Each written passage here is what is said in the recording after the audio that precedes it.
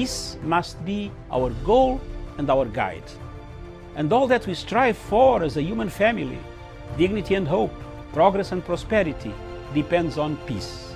But peace depends on us.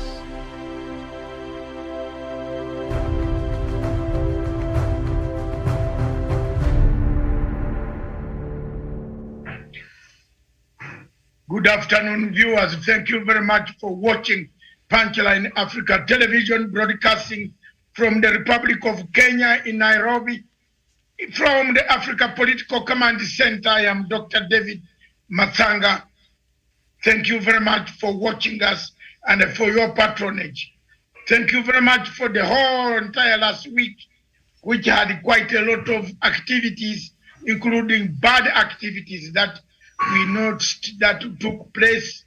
But we had a very fruitful conference on Africa, what Africa can do to defend itself on the question of the pandemic, businesses, economic debts, and what can we do to help our fellow African countries that are reeling under the pandemic. This evening or this afternoon, we are going to look at what Africa can do. What is it? What is taking place in Africa? With me back in the studios in Nairobi is none other than Miriam Ogudu. Good afternoon, Miriam. Indeed, Dr. Very good afternoon to you. And yes, we're back at Nairobi after having a wonderful weekend and a great show there in Mombasa in the coastal city. Good afternoon, good morning, good evening to our viewers who are watching us across the world. Thank you very much. And across down in Nairobi again, Kenya, is none other than Samuel Tawish Olesesana. Good evening. Good evening, Dr. Masanga, Miriam Ogutu, and indeed everyone who is watching us. Like Miriam has said, it was a great working trip in Mombasa, and it's a great pleasure back in Nairobi, of course, to continue with the good work. Back to you in studio. Thank you very much. During our Mombasa tour, we did quite a lot of things on Kenya, and we managed to correct the impression about the infrastructure, the health care. We checked on tourism industry at the coast. We checked on developmental projects by President Uhuru Kenyatta at the coast. I want to thank all of you, all my journalists in the team, and all of you, Miriam. We did a great job. We anchored very well, and we shall be putting that documentary up for you people. But thank you very much. This afternoon, we are not going to take much time. We want to find out what really is happening in Africa. What is taking place in Africa regarding the judiciary. Across the continent, Miriam, it looks like there is a designed approach to weaken revolutionary parties, to make regime change effective by weakening and invading the judiciary. It is, therefore, in the interest of the people of Africa for people to know exactly what is taking place in these countries where regime change seems to have picked its ground and foothold. One of the places in Africa where we see a country dismembering, going to pieces through the judiciary is none other than South Africa. We have seen attempts in Zimbabwe of trying to infiltrate the judiciary of Zimbabwe to overthrow the Chief Justice. That was done very effectively by the Zimbabweans who rejected the entire system of the judges. We have seen this happen in Kenya here, where we have the judges who have taken up a position to capture the executive powers, to frustrate, to curtail, to make sure that nothing happens. And across Africa, of course, in countries like Ghana, Nigeria, Cameroon, justice that is not there at all. The courts have become rubber stamps. In fact, the Chief Justice of Nigeria is a Sharia law Chief Justice who, I don't know, he said he didn't even have certificates to qualify Miriam for the job of the Chief Justice of the Federal Republic of Nigeria. So we want to look at the courts and find out, have the courts been captured? Who has captured the courts? And in that same sequence, have the courts now captured the executive? You look at, if you are going to detain every former head of state, my question is this: do you think those heads of state who have ruled for 40 years will step down? Do you think so? That is the question that I think Miriam and Tawish must begin thinking about very seriously and objectively. If you are going to be part and a parcel of a regime change in Africa, but then you, for example, in South Africa, Zuma retired or handed over power to Ramaphosa. But Zuma also took over from Thabo Mbeki. South African presidency seemed to be a presidency that has been bewitched, that the president does not finish the term. Since Mandela finished the first term, he never wanted a second one. Anyone in South Africa who goes for the second term always gets into chaos.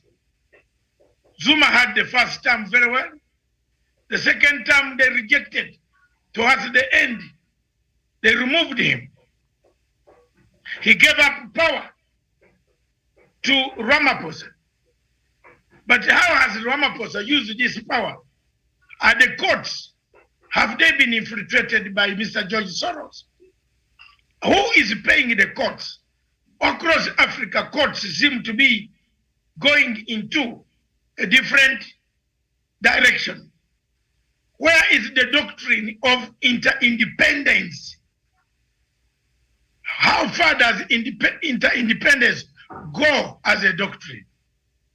Are we safe? Is Africa safe?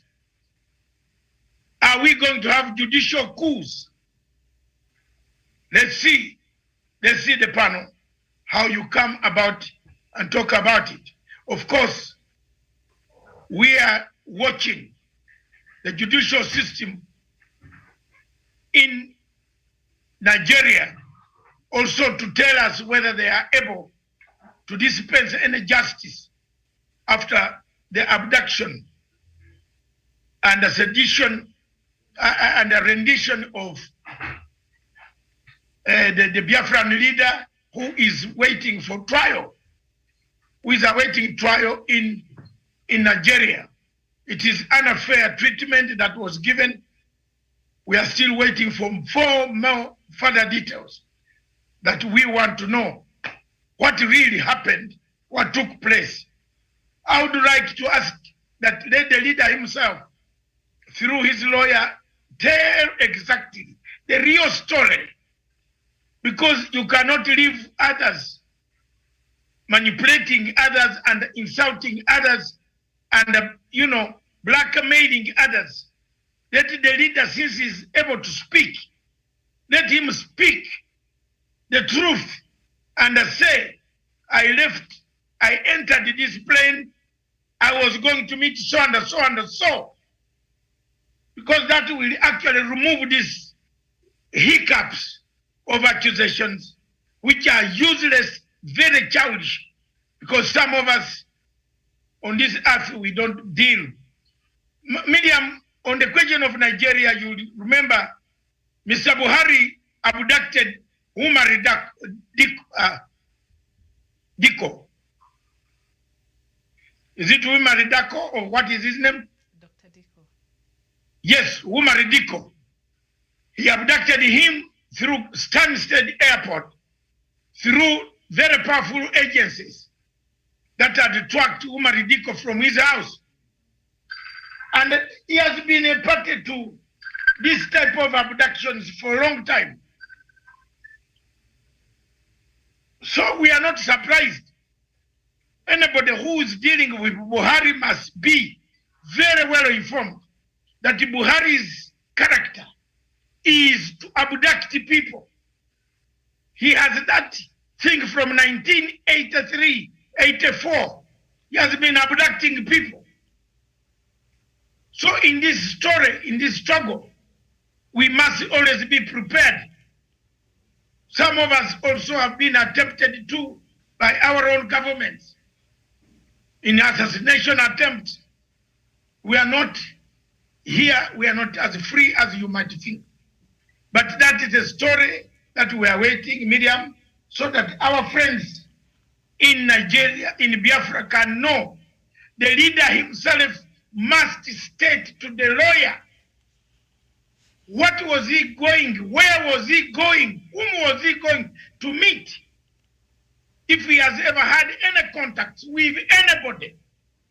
Let him state so that this confusion, we shall remain for us in our television station, we shall remain fighting for the rights, the truth, and speak for the people of Biafra, because we feel there is a lot of abuse of human rights in Biafra. Thank you very much. And that is all what we want to say now. We turn to our subject, the judiciary. Of course, when you talk about the judiciary in Africa, you will find that Nigeria has no judiciary because it has a Sharia law chief justice who lost his documents, who says the documents were eaten by termites. What a shame to Africa. So when he comes to conferences in Africa for other chief justice, what does he say? So those are some of the things that we want to talk about. Miriam, take it over from there, give us a background. All right. Thank you so much for that introduction, Dr. David Matanga, and for viewers who are watching. Keep talking and keep letting us know where you're watching today and what you have to say on the topic that we have is the judiciary capturing executive power in Africa. And of course, the case studies today, we do have Kenya, Zimbabwe, and South Africa. Now, the High Court on Thursday, the 10th of June, declared President Uhuru Kenyatta's executive order that sought to restructure the judiciary and tribunals into state departments unconstitutional. In a judgment delivered by Justice James Makau, found that LSK had demonstrated that the intended structuring of the judiciary are a threat to the financial independence of the judiciary. The court also found that it is unconstitutional for President Uhuru Kenyatta to purport to organize government and set out judiciary commissions and independent offices. And also last year, the then Chief Justice David Maraga criticized the president after the release of the Executive Order number 1 of 2020, claiming that the head of state had illegally altered the judiciary's organizational structure. And of course, following CJ's outcry, the Law Society of Kenya moved to court seeking to quash. And that is just one of the examples that we've seen in the recent times where the executive has been in the loggerheads with the judiciary, and of course the recent rulings that we've seen in the country. So perhaps I'll just throw the ball to Tawish. Tawish, what do you make of the Kenyan case? Very well. Thank you so much, Miriam Ogutu, Dr. Masanga, and indeed everyone who's tuned in to this program this evening.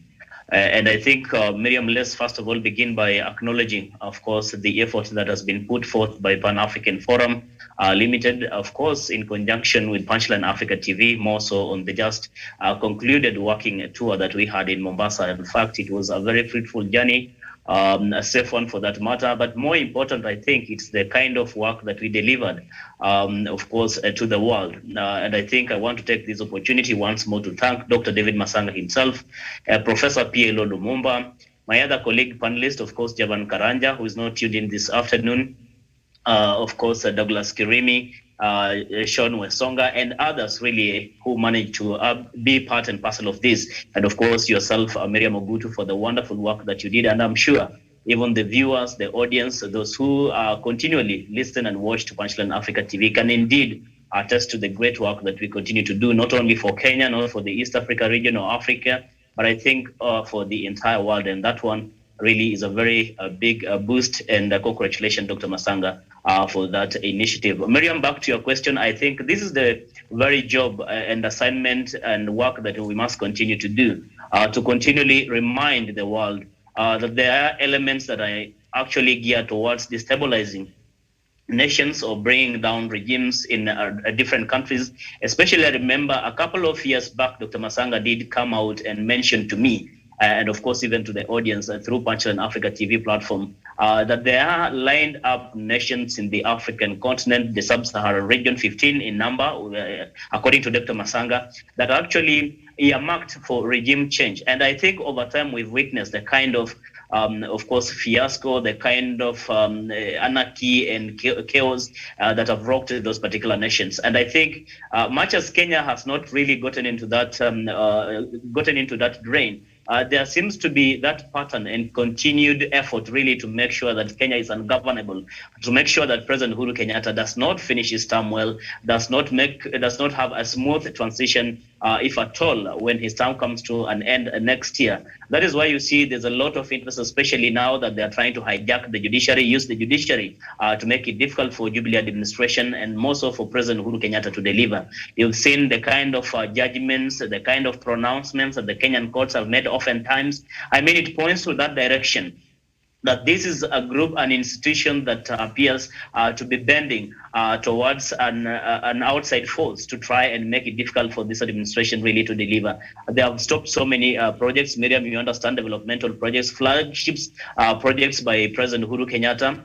They have even gone ahead to actually, you see what has happened, for example, last week, I'm sure even coming to this new week, it has been a sad week for Kenya, of course, because of the BBI appeal case that was actually before the Court of Appeal. We are not yet sure what the kind of ruling we should be anticipating as Kenyans come August 20th, Miriam. This is a kind of initiative that actually portends well for the country, for this nation. It is that document, it is that bill that seeks to give a remedy to the problems that Kenyans have been facing through when it comes to governance, when it comes to leadership, when it comes to job opportunities, when it comes to making sure that Kenyans can live together without much consideration into tribal and ethnic cocoons. But again, if you have a judiciary, an institution that plays such a critical and a pivotal role coming out to actually stop and make it difficult altogether for this process to come into its fruition, it tells you basically, Miriam, that there's a well-orchestrated strategy to make it difficult, or rather completely dislodge and make it difficult for President Uhuru Kenyatta to deliver on his manifesto, to deliver on his legacy. But I will say we need to continually remain focused. We need to remain determined on this course and make sure that we support President Uhuru Kenyatta in dismantling these external forces that are now appear to be using the judiciary to bring down this country. Miriam, I submit. Thank you so much, Doctor. On the Kenyan story, we know the recent times, the executive, the judiciary, and we've seen the rulings that are being made, and sometimes you wonder, okay, what is really going on here? Doctor? Sorry, I have made my position very clear. Mm-hmm. On a number of occasions, I've said, and from time for almost 10 years, I've said the situation in the judiciary in Kenya is worrying. Judicial activism from Mutunga's time, when the first Chief Justice by this constitution removed the widgets and then went to no more shirts and ties. I was one of the few people who criticized, and I remember joking it with Miriam sometime, that when you find a judge now in town, you might find that he's a street vendor than a judge in the court. Therefore, they weakened the institution of the judiciary, which is a legal institution respected. In Britain here, you cannot even know the Chief Justice. You can't find where he is. You can't even find where he drinks his either alcohol, wine, or whatever, tea. It is very difficult to know who is the judge of the Supreme Court or who is a judge.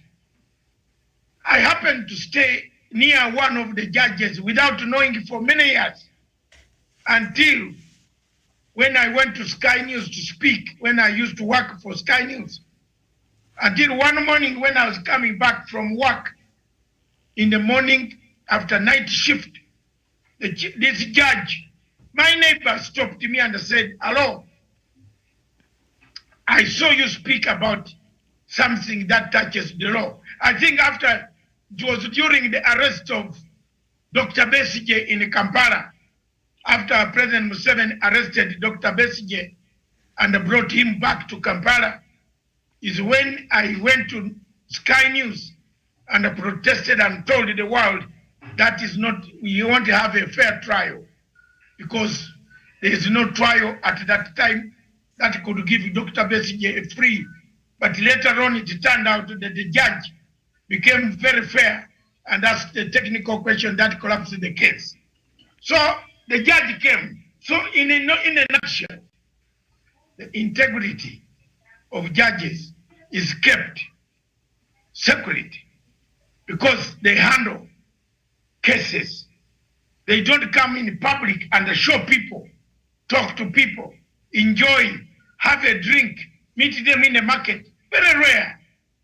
If you bump him in a supermarket, it is very rare. They shop in different places. They shop in designated, because it is considered an arm of government.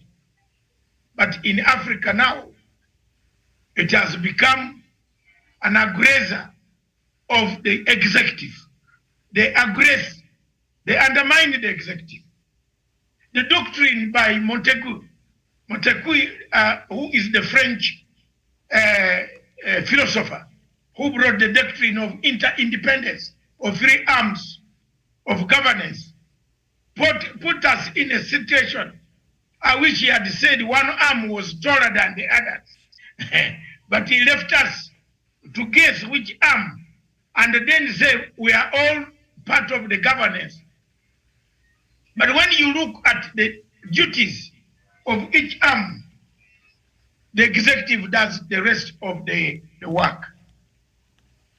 And Miriam, I conclude, or I submit, that it is this executive, it is this judiciary that Mr. George Soros has gone through after failing to convince opposition leaders to stand up to bring an uprising into the streets of these capitals, like in Kenya or South Africa. He has managed to convince some few elements within the judiciaries of some of the countries. And today we took a sample of the three countries: Kenya, South Africa, and Zimbabwe. I believe that is what I can say about Kenya. There's still quite a lot to be done. The judiciary has been captured by George Soros and the NGOs. Miriam, to file a case in Kenya, you need millions of shillings. How you can have 20 people filing on the same subject on a different angle means the money is coming from outside Kenya, which is funding such a project. I have not seen anybody from the judiciary, and I repeat, from the judiciary, who are from the legal fraternity, who has sold his house to go and represent.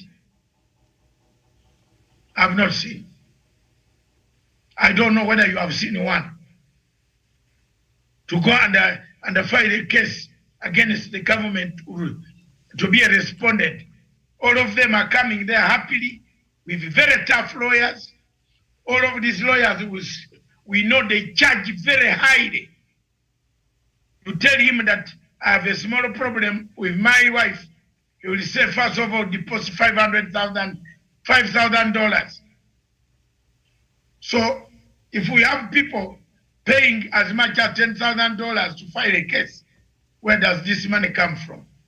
Thank you very much. Let's move on to South Africa now. All right. And in South Africa, former South African President Jacob Zuma has likened his treatment to apartheid-era detention without trial. The former president said he believed the courts were being used by his political opponents to settle scores. Zuma faces 15-month sentence for contempt ordered by the Constitutional Court for refusing to face questions at Anti-Corruption Commission looking into allegations of corruption during his tenure as president. He was due to hand himself in by the end of Sunday, but the court has agreed to hear a rescission application on July 12th. Zuma faces multiple charges of fraud, racketeering, and corruption relating to arms deal in the late 1990s. This is another very interesting, case in South Africa. First of all, corruption charges related in 1990s. Look, who was in the middle? The same suspects, the same culprits, the same monkeys, the same forest. And I told my African people that as long as we have France still hovering over Africa, we shall never have peace. Why are countries not speaking now? No country in Europe is speaking about the human rights abuses that are taking place in Nigeria, South Africa, and other parts of the French-speaking countries. Nobody. Who is speaking? There are so many human rights abuses in Nigeria, for example, in Biafra. Nobody is speaking. As long as you have France looking for oil, looking for sale of arms, it is the sale of arms that brought Zuma to where he is. In fact, one of the Zuma's PAs was sentenced to 7 years, and Zuma escaped. Now these cases have come back. Somebody has gone back to bring them because Zuma is no longer in power, and he's brought them back to fix Zuma. So when you look at that, would you think that Paul Biya can relinquish power? That is my question I wanted to know this afternoon, Miriam. You think Paul Biya, we think Buhari can go when you are when he knows, as soon as Buhari steps out, there will be a warrant waiting for him to be locked up. In fact, he wants to resign, he wants to relinquish and go home. There are so many warrants that will be waiting for him. So many other heads of state in Africa who have lived on borrowed time. The president of Eritrea, for example, if he steps out of power, that's why now people are not relinquishing power, Miriam. People don't want to give power. Nobody wants to leave power. Across in my country, I don't think the President Museveni wants to leave power now. Because if you see the treatment that was meted on Hosni Mubarak and Gaddafi, look at the way Hosni Mubarak was treated in a cage, which a cage collects dogs, but not human beings. So can leaders in Africa relinquish power when you see your fellow leader is put in a cage and you are going to be slaughtered? Who will relinquish power?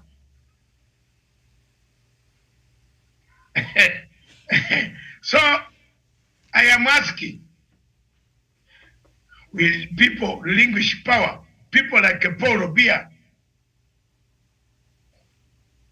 he would say, let me die and be buried than to be taken for trial. So these are the difficulties, these are the things. But the biggest problem, Miriam, is where is this problem coming from? The problem comes from our former colonial masters and multinational agencies and companies like a Total Oil and the Shell BP. What are they doing? They keep quiet. Look at what Total Oil has caused in Mozambique. Everybody is quoting Total Oil. Look at Total Oil, what they have caused in Nigeria. They don't talk about the human rights abuses, and yet they are interested. They are taking oil every day.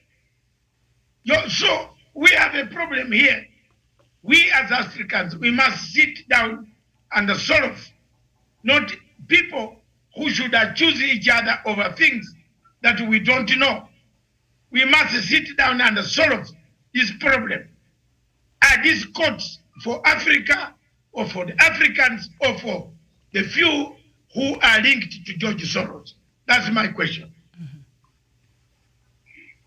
That's a good question. And Alenora Okoro, thank you so much. I like the way you're following the conversation and the way you're chipping in. And you feel very bad about Zuma's treatment. Sam Walter-Wish, now Zuma was found to have breached the constitution for using public funds to upgrade his lavish homestead of Nkandla, and is in the center of multiple accusations of large-scale graft during his tenure as president. But it is this racketeering and corruption case that dates back to the 1990s, and one would wonder, he became president way after that. Why did not anybody bring it up until after he served and these other cases came up? Thank you once more, Miriam. And I think if you listen to Dr. Masanga, very right, Miriam, you'll make a conclusion that this is more of, I would say, just witch hunt. Because again, if it was a yardstick to determine whether Zuma was to be even elected as president or not, like you've actually alluded to, that these are corruption allegations that actually date back before even he became president of that particular country. So how come now the guy became president? He served his term in office. He's been ousted dishonorably, and then we are going back to try and trace this. So this question of witch hunt, Miriam, and vendetta is something that is also killing the spirit of dignity and the spirit of respect and honor to the office of the president, and more so for those of our leaders who ever served in these offices and those who also intend to retire. Because again, Dr. Masanga asked you this very question, that do you suppose President Yoweri Kaguta Museveni of Uganda today, after having ruled for over 37 years now, will gladly leave power, looking at what is happening to his colleagues around the continent? It is almost impossible, Miriam. Why? Because there is that feeling that those who come after you, they have that vendetta and they have that witch hunt, that they always want to settle scores with whoever they dislodge from power. And I think that is why you see these are leaders who are serving at the moment, Miriam, really are reluctant and hesitant even to leave power when even the constitutional term comes to an end. They will always maneuver their way to have this extended or even to have a change of the constitution altogether, just to allow them to continue serving. Not necessarily because they feel there's unfinished business, but they feel what is going to happen to them once they are out of power. And I think the kind of testament that has happened to other leaders who served before and those who have retired and are alive, everyone is out here. You can see exactly what is happening. So, for example, how we handled the former president, now the late in Zimbabwe himself, Robert Mugabe. A liberation hero, a president who served and liberated this country. But again, you can see the kind of treatment we gave to him. It is the same thing you're seeing those who are behind now against President Cyril Ramaphosa, what they are doing against Ramaphosa as we speak today. Look at what is happening in South Africa, a case study that we are having, of course, on this matter, Miriam. Dr. Masanga has said it is like this is a bewitched kind of seat, the presidency, that everyone who gets into this office, there's something that always comes along. There's a negative spirit that always hovers in their heads. And more so when they do not exit honorably, and whoever even exits honorably, there's something that actually follows them after they exit. So I think we are actually developing a very negative and bad pattern and precedent, Miriam, that will actually cut across the rest of the continent and make it even difficult for other leaders really to acknowledge that when their time comes to an end, they have to leave power honorably, with the thinking and understanding that nobody will be coming after them when they have left the power. Of course, we are all human. We can always at one time or the other make an error, Miriam, but I do not think really it qualifies for us to humiliate, embarrass people who served us with dignity, especially at a time when they were serving in those particular positions. So, Miriam, I do not in any way trying to justify that maybe we should not call for accountability when it comes to use of public resources. when it comes to the question of corruption, that is not what we are advocating for. But I think there's a sense in which we have to handle this with dignity so that it doesn't appear like it was just as nothing for this person, especially when they have served in those capacities previously. Miriam, I submit. Okay, thank you so much. And then we move on to the other country we had on here, and that is Zimbabwe. And we remember in May, the High Court in Zimbabwe forced the country's Chief Justice to retire, ruling that an extension of his term by the president was illegal. President Mnangagwa used his new powers to extend Chief Justice Luke Malaba's tenure by 5 more years on May 11th, 3 days before the justice's scheduled retirement. The ruling was a major setback for President Mnangagwa, whose party in May pushed through constitutional amendments that critics said concentrated power in the hands of the president. Judges in Zimbabwe retired 70, but the recent constitutional amendment gives the president the power to extend the terms of Supreme Court and Constitutional Court judges by 5 years. And of course, a few days later, Justice Luke Malaba was reinstated as the Chief Justice of the Republic of Zimbabwe, and to serve the extra 5 years that President Mnangagwa extended. And Doctor, I know we've talked about this before, but remind our viewers. I think the most important thing to pick up from what Tawish and yourself have said on the question of Zimbabwe, the Constitution of the Republic of Zimbabwe allows the president to appoint the judges, as compared to the Constitution of the Republic of Kenya, where judges undergo a screening task, publicly interviewed by a panel which is independent. Similarly to South African nature, the Nigerian Constitution also allows Buhari to appoint a Sharia law judge or to appoint a judge. So it does not, give the people the right to screen the right people to appear to take up the post of judges. In Kenya, you have seen it being done very well in open on national television, and the people querying and writing reports about the men who want to become judges. Similarly, in South Africa, it happens. But the question here is this. Even if you allow the two systems to work, which work in South Africa and Kenya, there is a danger that one or two wrong apples sneak in. And the wrong apples in the judiciary are linked to George Soros. Mark you, Miriam, George Soros at the moment is on top of things, because in Washington, the superpower is in the hands of George Soros. He campaigned, he gave them money, he paid them. Even if Africans we cry of human rights, nobody is going to help us now, because there is nobody going to help us. George Soros is the owner. He wants to milk those resources. He wants to run the world, and he runs the world through France. Out of 126 banks in France, 86 of them are George Soros owned. So we have nothing to say as Africans. Our people continue to be killed, abducted, killed, kidnapped, locked up. And we have said, and we have said time and time again. That's why you see, Miriam, our brothers here and the sisters are very upset. But for us, we don't know anything. We don't work.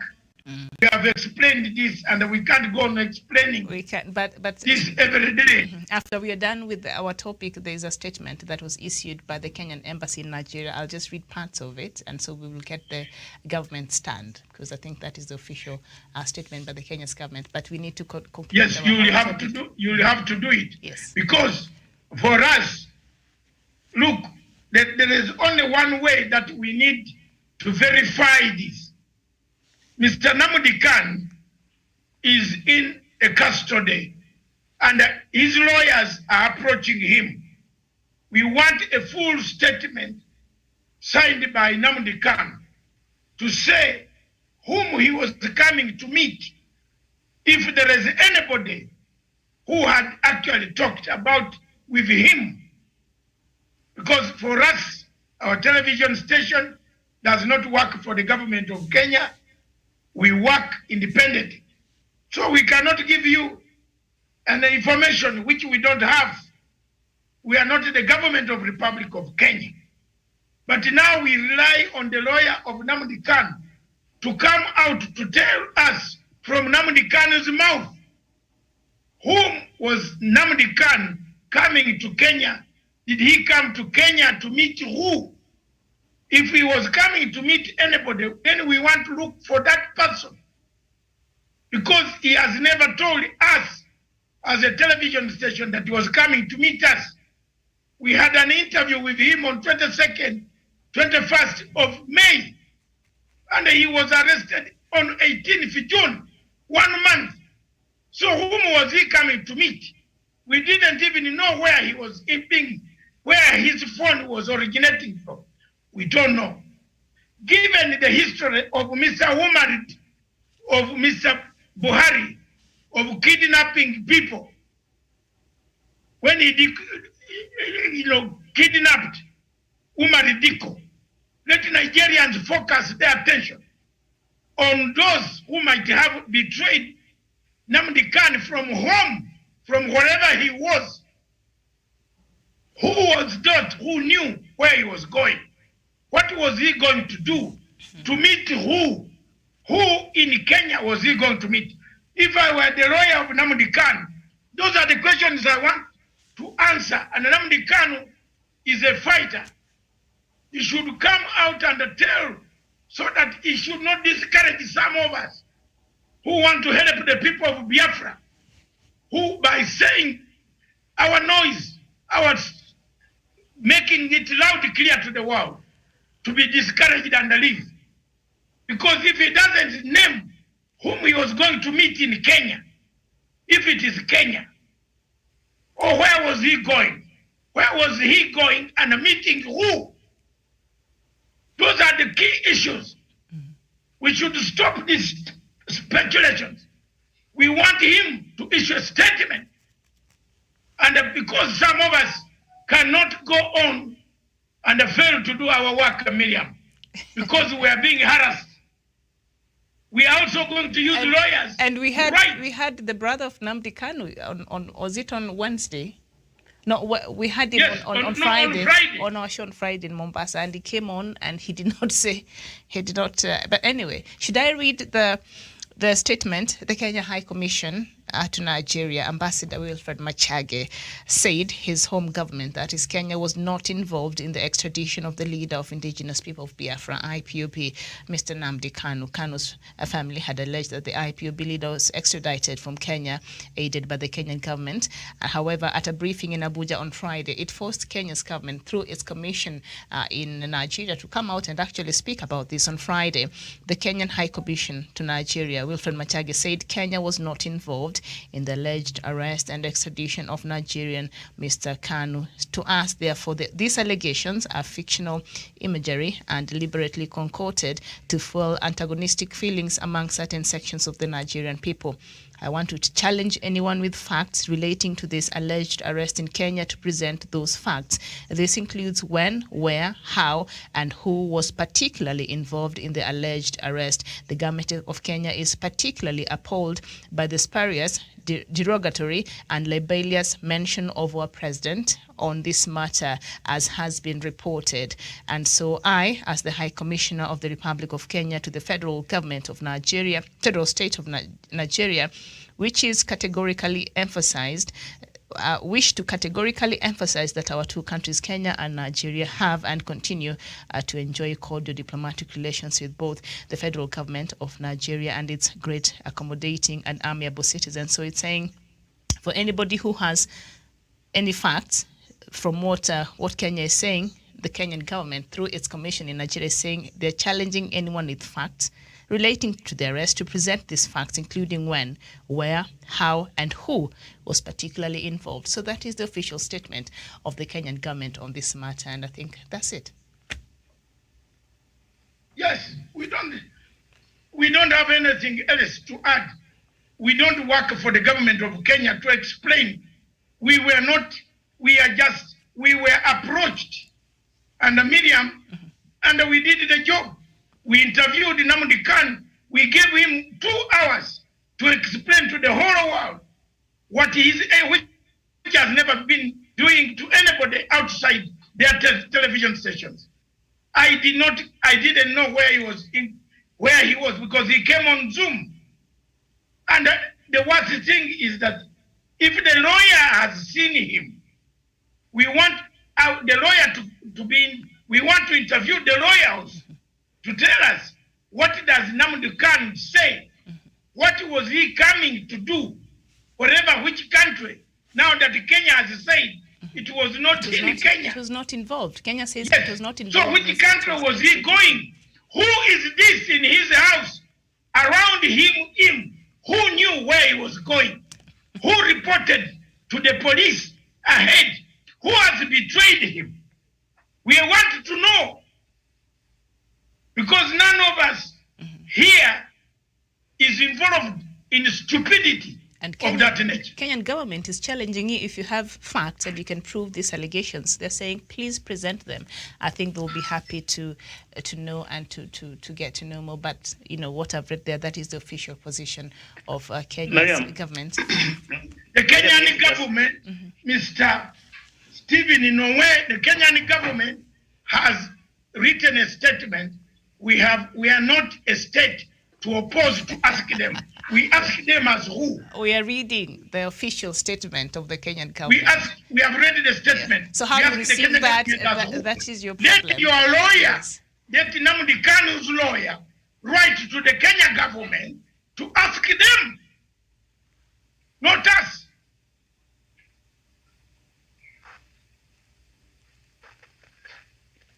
Yeah. Let Nnamdi Kanu's lawyer write. If he's the only one who has seen Nnamdi Kanu, Mr. Nnamdi Kanu's ticket shows where he was going, who booked it, how was it booked, whom did he tell? He's alive. If he has never said, he never talked to anybody like me, maybe in his spiritual ghost, he saw a ghost of Matanga. Maybe. No, they've not. But he has never talked to me. Yes. From the day we finished our interview on 21st at 1:27 p.m. East African Standard Time.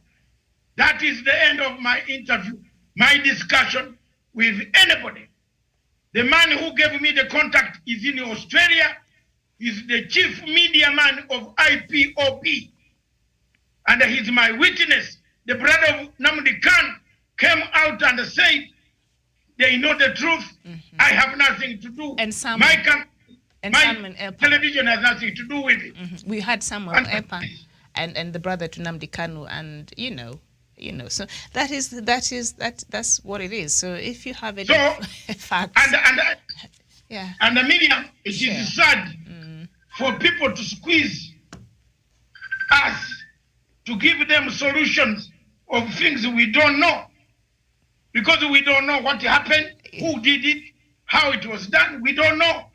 And maybe the Nigerian government could come out outright and issue and tell it's part of the story what really happened, because it has not said that. So I think this is what is leading to these speculations. It did not say where they arrested Nnamdi Kanu, what happened. It has not given the full version of the whole story. So, Miriam, how can they come? The Nigerian government is a crooked government. Crooked, how can it come? It is the one causing the trouble. They've caused in fact, now, for the confusion. Nigerian government is the one creating this rumor. So they're putting Kenya in the defense. Kenya now has to come out and speak. Kenyan government in a defense, yet they know where they picked the suspect.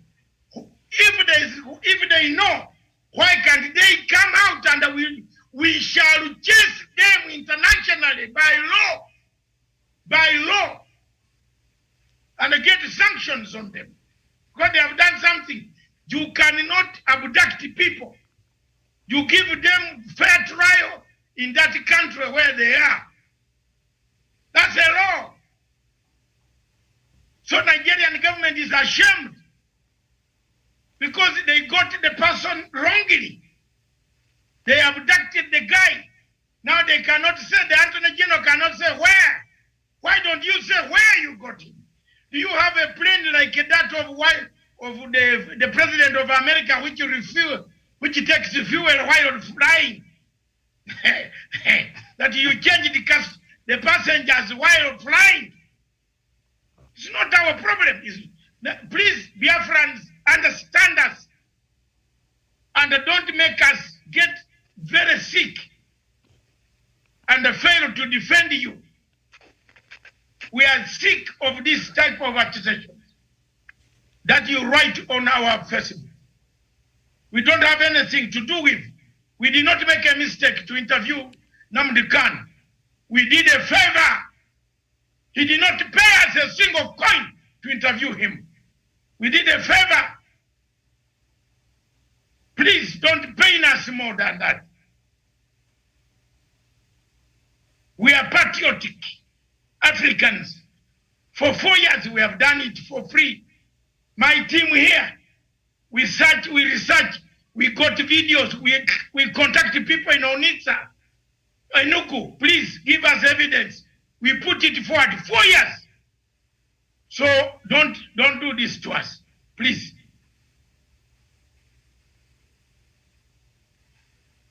All right.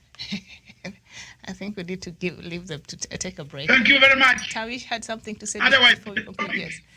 The topic of the judiciary, Miriam. Yes. Judiciary in Africa. Tawish wanted to say something. Yes, and then Doctor. I think whatever I wanted to say, Dr. Masanga and Miriam, is all tied to what Dr. has already said. I think just not necessarily making a clarification on what the Kenyan government has said, because again, the information and the message that comes from the Kenya's ambassador to the state of Nigeria is authority that can actually be used. I do not think that Honorable Wilfred Machagi can come out and give a false report on such a very weighty and sensitive matter that indeed maybe Kenya did participate in the arrest or detention of Nnamdi Kanu, the leader of the indigenous people of Biafra. So in itself, I think it will be naive for anyone to call us really to make more clarification, to give a more authority than that which the Kenyan government has indeed given out. And I think they will just be pushing more than it is necessary for Dr. Masanga or Punchline Africa TV as a media platform really to give more explanation to that effect. And I think, like Dr. Masanga said, it has been a great sacrifice and patriotic as Africans really having been in pursuit of this matter, having been in pursuit of the issues that the people of Biafra have been raising for over 3 to almost 4 years. And now when Punchline Africa TV, most of us have been doing this out of goodwill. And I think it is only fair for them really to thank and congratulate Dr. Masanga for having that selfless heart and even using his own resources many times to make sure that they give, of course, a platform within which the people of Biafra can air their grievances, especially against the government of President Buhari. I do not think that really it is time for them to criticize unnecessarily Dr. Masanga or Punchline Africa TV for that matter. I submit, Miriam. All right. I think at this point, Doctor, we just need to go take a breather now. Do you want to add something else? No, I don't think we have anything else to add. Miriam, we've done our best, and we have explained what is going on. I got a very chilling call from one member of the judiciary, not a judiciary, one member of the other group of respondents, telling me that you are going to cry more tears because we have already done it and the ruling is in our favor. So it looks like they know exactly what is there. And well, there you are. Is there another way, Miriam, tomorrow let's discuss. Is there another way we can salvage to avert violence in 2022. I have a way. I have a way that we can do salvage, because it looks like the timetable is run out. You are caught up between a hard place and August 2022. You have to do all of them, or you do one before the other one. Yes. But all the same, we have to run to another route. God bless. God bless. God bless. Thank you very much. This station is for Africa, with Africa, by Africa. Ciao.